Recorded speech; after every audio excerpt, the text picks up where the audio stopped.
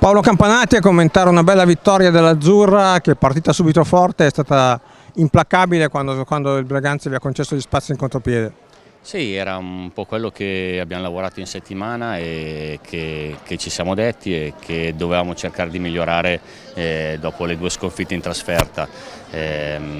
Dovevamo migliorare la difesa, dovevamo sprecare meno in attacco, cercare di concretizzare al massimo le occasioni che riuscivamo a creare. Insomma, questo è un po' quello che è successo stasera.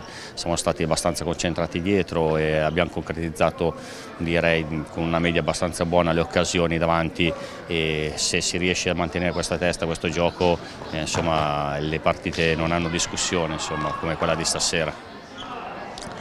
Siete stati molto concentrati anche in difesa, almeno fino a quando c'è stata partita, fino a quando la gara è stata in gioco, c'è stata da parte vostra una grande concentrazione anche dal punto di vista difensivo.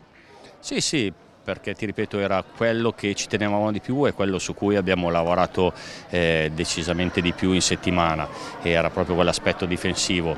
Questo è quello che è accaduto. Adesso, insomma, abbiamo avuto un attimino un calo dove abbiamo preso un paio di gol, dove ho fatto qualche cambio per far respirare un po' però insomma non è quello. Eravamo in una situazione dove la partita era completamente sotto controllo e insomma va bene, insomma glielo facciamo passare qualche minuto di abbassamento, di concentrazione. Per il resto perfetto, direi. Sabato trasferta a Scandiano, ci si gioca una bella fetta di campionato. Sì, perché anche Scandiano, come noi abbiamo visto da questa andata, che comunque punti in giro ne ha persi pochissimi, e quindi è importante andare là col morale alto che ci ha dato stasera. Adesso vedremo cosa farà lui e loro domani, che hanno una bella partita, e con la convinzione che giocando così, con questa testa, si può fare veramente bene.